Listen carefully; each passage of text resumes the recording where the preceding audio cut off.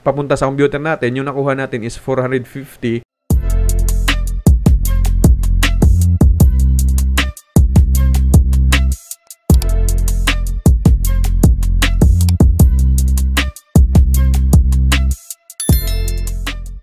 Maibigan, magandang araw po sa ating lahat. Muli pong nagbabalik ang inyong lingkod, Hylico Morgs. Sa araw na ito, maibigan, ay ibabahagi ko po sa inyo yun pong tinatawag nila na router Wi-Fi 6. So ito po yung trending ngayon na pinagkakaguluhan ng ating mga kaibigan na gumagamit po ng mga piso Wi-Fi na kung saan ay nag-upgrade ho sila maibigan from regular routers mga kaibigan to Wi-Fi 6 na router. Yun pong ginagamit nila ngayon. So isa yan sa mga trending ngayon na gusto kong ibahagi sa inyo. At nang sa ganun mga kaibigan ay makaka-avail din po tayo ng tinatawag nilang Wi-Fi 6 na routers. O nga pala kung kayo po ay baguhan pa lamang sa ating pong YouTube channel, huwag po nyo kaligtaan mga kaibigan na mag-subscribe po sa ating pong YouTube channel, mag-like po ng ating mga videos, mag-share ho ng ating mga videos, at importante sa lahat na i-hit po yung ating pong notification bell.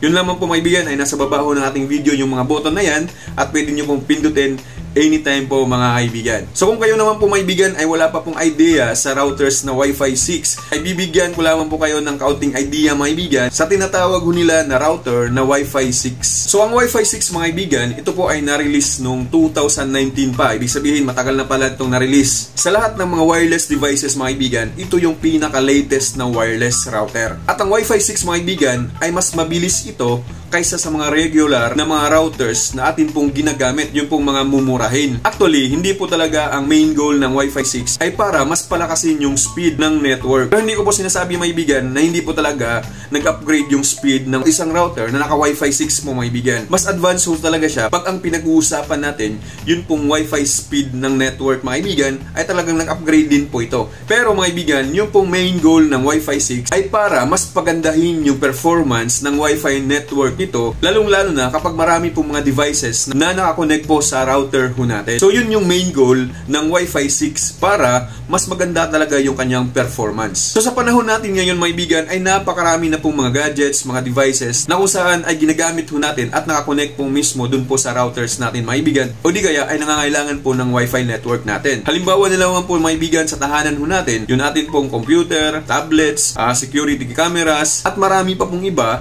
na nakakonect po doon mismo sa router ho natin. At isa po yun sa dahilan, kaya po humina po yung Wi-Fi network ho natin dahil napakarami na po ng mga devices na nakakonect po mga kaibigan dun po sa router natin. At disadvantage talaga kapag hindi po Wi-Fi 6 yung router natin kasi yun yung mangyayari. So dahil po doon mga kaibigan, ito po ay binigyan ng solusyon ng mga engineers kaya po nirelease nila ang tinatawag natin mga kaibigan na router na naka Wi-Fi 6 na po mga kaibigan. So yun po yung gusto kong ibahagi sa inyo na kaunting kaalaman tungkol po mga kaibigan sa Wi-Fi 6. So ngayon mga kaibigan, i-share ko po sa inyo ang isang router na nabili ko kasi gusto ko din po itong itry na naka Wi-Fi 6 na router mga kaibigan. Ito po yun. So ito mga kaibigan, Wavelink. Ito pong Wavelink mga kaibigan, ito po ay Wi-Fi 6 AX300 dual band gigabit at mesh router na din po mga kaibigan.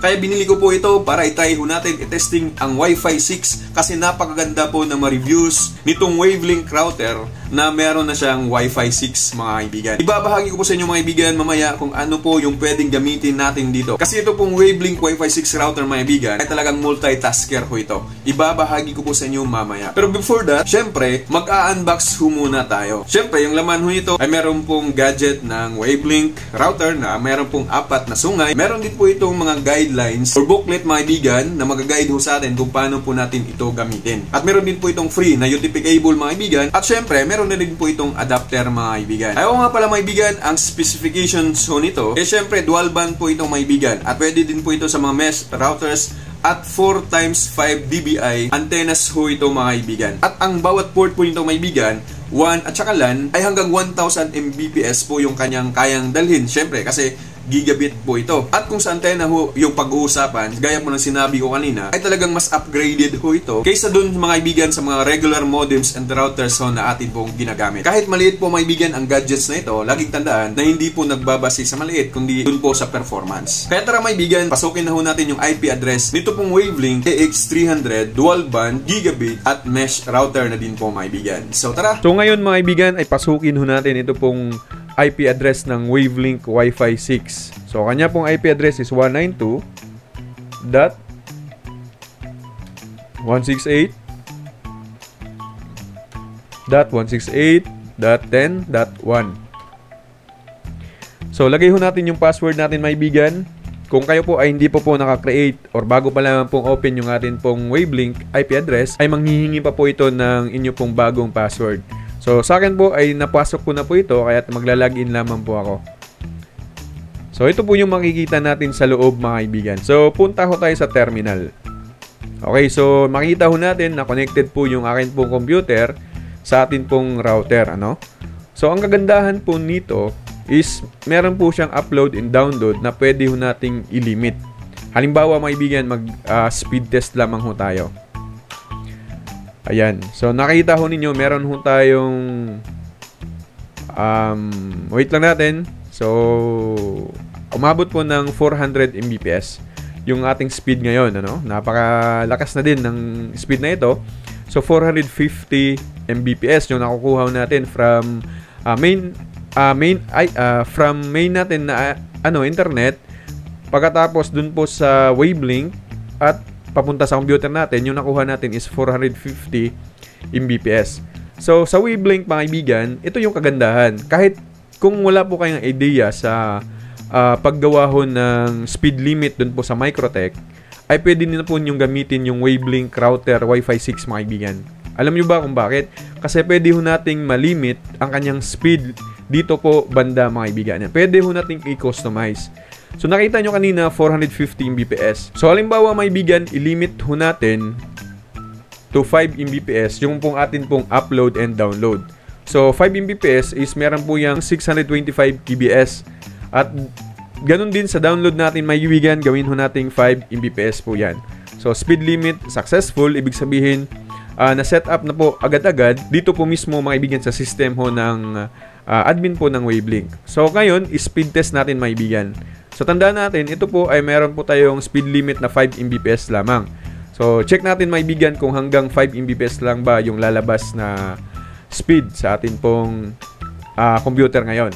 So, nakikita ho ninyo, yun pong speed ay nag-iba. From 450 Mbps ay meron na lamang ho tayong 4.5 Mbps kasi nga po, nalimit natin siya sa 5 Mbps. Ayun. Di ba, mga kaibigan, napakagaling at napakagandang gamitin. Talagang napakasimple lamang. O, halimbawa, mga kaibigan, lagay ho natin sa 10 Mbps. So, 1,250. Ganun din yung download natin. Gawin ho natin 5 Mbps, mga kaibigan, ha. So, ngayon, na speed limit na ho natin to 10 Mbps, i-check ho natin yung atin pong speed test. Speed test ho natin, mga kaibigan. At ito po, sigurado, ay hindi po ito papatong sa 11 or 10. Kasi nga po, 10 Mbps lamang ho ito. Nakita ho nyo, mga kaibigan, 8.4 Mbps. Ulitin ho natin, mga kaibigan. Kung ito pa po ba ay aabot pa ng 9, ano?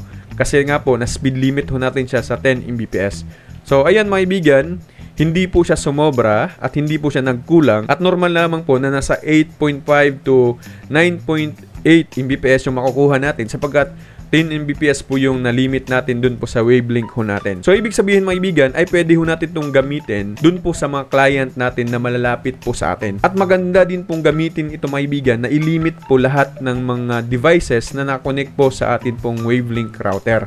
Halimbawa, meron pong tablets, cellphone. Halimbawa naman, meron pong client, mga kaibigan, na meron po kapong client na malapit lamang po sa inyo. So, yung kanyang device, which is cellphone, halimbawa, pwede mo siyang malimit mismo dito, mga kaibigan. Kasi lahat po ng mga devices na connected ho sa atin pong router, ito pong Wavelink Wi-Fi 6, makikita ho lahat natin dito. At yun nga, yung speed limit nila ay pwede ho nating i-limit, di ba? Kahit hindi na po kayo gagamit pa ng Microtech, o hindi na po kayo magko-config ng Microtech kasi nga po wala pong idea, bumili ho kayo ng Wavelink Wi-Fi 6, mga kaibigan, kasi napaka-simple lamang ho talaga, yun pong atin pong gagawin. Okay, balikan ho natin, mga kaibigan. Halimbawa, meron pong naka-connect na kapatid mo, nanay mo, lahat ng nasa loob ng bahay ay connected sa router mo, mga kaibigan. So, yung maganda, lahat sila ay pwede mong ilimit. So, ito pa yung kagandahan.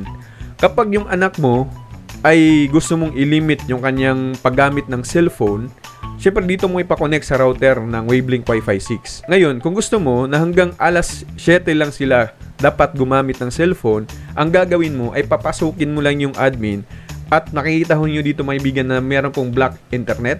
So, i-click nyo lamang po yan at wala po talagang lalabas na internet sa kanilang mga cellphone. So, check natin mga kaibigan. Ayan. Kung makikita ho nito, mapapansin ho ninyo, ay hindi ho talaga mag-speed test po yan. Hindi po yan gagalaw sapagkat na-block na po natin yung internet. So, ngayon, paano paganahin yan? Ibalik natin mga kaibigan. Okay, so set natin na hindi na po naka-block yung internet. Ayan, meron na po siyang speed limit. Okay, so aandar na po kapag hindi na po naka-block. So maganda ho talaga ito sa atin pong bahay mismo, personal na gagamitin natin dun po mismo sa atin pong pamilya. Kasi kung problema ho ninyo na yung inyong mga anak ay hanggang umaga po gumagamit ng cellphone, ito na po yung pinaka-best na solusyon na atin pong gagawin. Again, maibigan na lahat po ng mga cellphone or devices na connected po sa router ho natin, makikita ho natin lahat dito mga kaibigan. So dito pa lamang po tayo nag-explore mga kaibigan. Dito po tayo sa advanced. So kung makikita ho nyo, napakarami pong mga dapat pwedeng gawin ho natin dito. Halimbawa, isa-isahin natin device status. So makita lang natin yung status ng device natin. Balik tayo. So mode selection. Ayan mga kaibigan, kung gusto nyo pong gamitin nito as access point para po sa inyong piso wifi, ay pupunta lamang ho tayo sa mode selection. So mode selection, ilagay lang natin LAN bridge or access point. So pwede na ho natin gamitin yan mga kaibigan sa atin pong mga piso wifi. At syempre, pwede din po natin itong gamitin as PPPoE. So kung gusto nyo pong gamitin mga kaibigan sa PPPoE ninyo, ay pwede din po natin itong gamitin. Okay, so balik ho tayo. Ito tayo mga kaibigan sa mesh network. So alam nyo ba mga kaibigan yung mesh network? Ang kagandahan din po ng wavelength mga kaibigan ay meron din po itong mesh network mga kaibigan, na kung saan ay pwede mo siyang i-connect dun mismo sa router na naka-mesh mga kaibigan. Hindi mo na kailangan ng LAN cable para magkaroon ng internet ang isang device kung ito po yung naka-mesh mga kaibigan. For example, sa isang bahay ay 4 na kwarto. So sa isang kwarto, meron dun yung main router mo na wavelength Wi-Fi 6. So, yung isang wavelength Wi-Fi 6 mo ilagay mo dun sa kabilang kwarto, 3 kwarto, set up mo lamang siya para makakonect sila dun po mismo sa main router mga kaibigan, at lahat po ng kwarto na yan ay magkakaroon po ng same speed dun po mismo sa main router mga kaibigan. So, yan po yung mesh network. Kung hindi nyo po naintindihan yung po aking sinasabi, ay search nyo lamang po mga kaibigan sa YouTube. Okay, so punta naman tayo sa ibang sa guest wifi. So alam niyo man po siguro kung mag-guest wifi ho tayo, pwede ho tayong gumawa nito ng sarili para po sa atin pong mga bisita, So lagyan mo lamang ng password po diyan. Lagay mo lamang yung SSID. Exclusive lamang po yan dun sa mga bisita or kung sino man yung gustong ipa-connect natin mga kaibigan. Halimbawa, lagay ho natin highly visitors. Highly visitors. Lagyan natin ng password. So, click save lamang ho natin mga kaibigan at i-check ho natin yung SSID nito kung makikita ho natin.